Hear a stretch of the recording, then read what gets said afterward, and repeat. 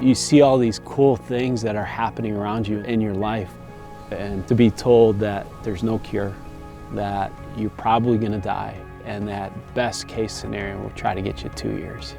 I think there is that realization of, I'm not done.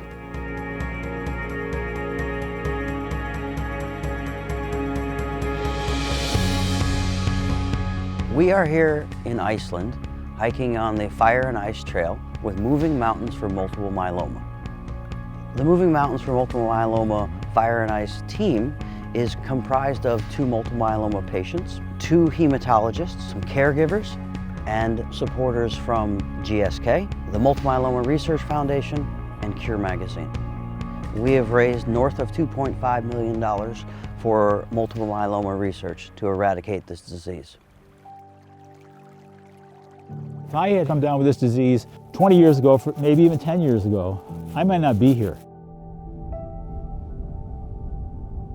Multiple myeloma is a cancer of something called plasma cells, and plasma cells are immune cells that are supposed to be helping you to fight bacteria and other bad things. The other thing it does is it produces a protein that eats away at the bones. This is a complicated disease because it can affect so many parts of the body.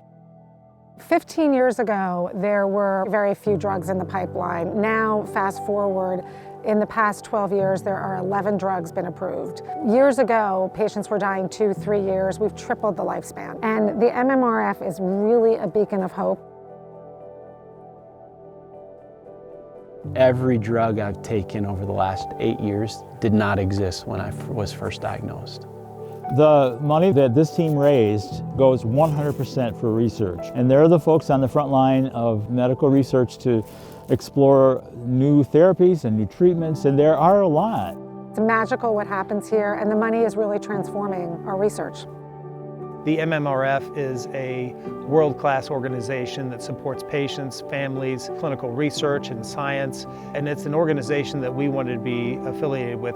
And this particular opportunity gives us the chance to interact with patients, physicians, their families, caregivers, to bring the voice of a patient back to GSK. The Fire and Ice is an extraordinary trail. We spend 3 days on the mountain where we go up and down, we go up and down, and it's really emblematic for what a multiple myeloma patient lives through. You're constantly having to connect to your environment, where if you're in a conference room talking about a disease, you know, it's all controlled, and you lose touch with the dynamic of life that this place reminds you of. You come on this trip with a bunch of strangers who aren't used to hiking and camping. And so it is kind of a test of our comfort zones of what we normally like each and every day. When you're smelly and hiking for 3 days, you usually end up loving the people you're with.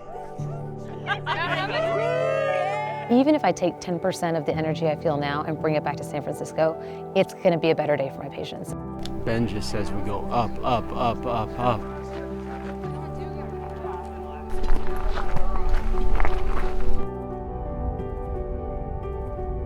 There's always a nervousness and worry when you go through treatment of what's going to happen. Am I going to be ready? I think that Eric's a great example of someone who took matters into his own hand, fought aggressively, is living with this disease, and now doing something that he's never done before.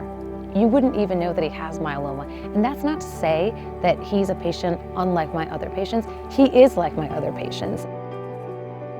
Eric and I were college roommates 26 years ago. Here he is 10 years into his battle with multiple myeloma, and the opportunity for me to support him in a tangible way, it's just, it's incredible. Coming to Iceland is a decision point to continue to fight and continue to say, you know, in these transitions, I know the journey is not a simple journey. It's a little bit like what we face today when there are plenty more steep parts to go and we had 2 or 3 more hills to climb and not sure what's on the other side.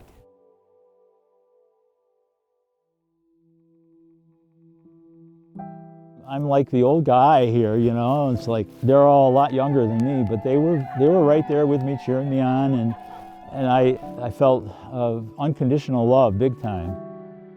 I saw the challenges, I saw the hurdles he had to overcome, I saw everyone rally around, and then to see him hit his personal goal was just fantastic. It's a blessing. to be part of something very positive. And MM4MM is positive in raising funds for treatments like the ones that I've been blessed by.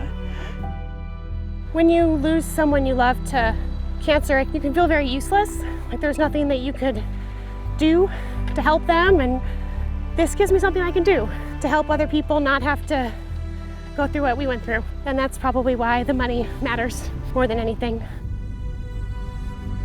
We choose treks like the Fire and Ice Trail as they are full of struggle as a team. You have your physician, your nurse, your family member, your loved ones. It takes a village for all of us to get up and over the mountain.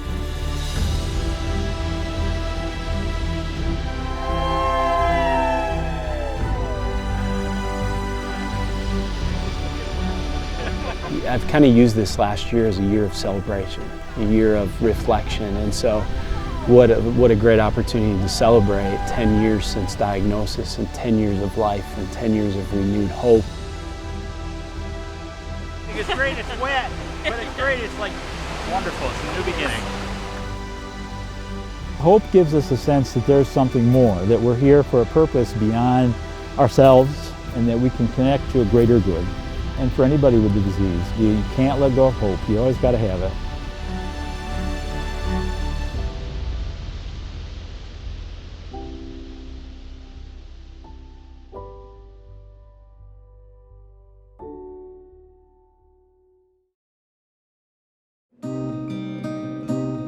Just wanna show the world what I'm worth. Don't wanna be stuck like everybody else. I want more, more. I want more, more. He said, I just wanna find my happiness. That's why I work so hard, harder than the rest. I want more, more. I want more, more. For once in your life, for once push your ambitions aside, and instead of moving mountains, let the mountains move you. For once in your life, for once just stop to open your eyes, and instead of moving mountains, let the mountains move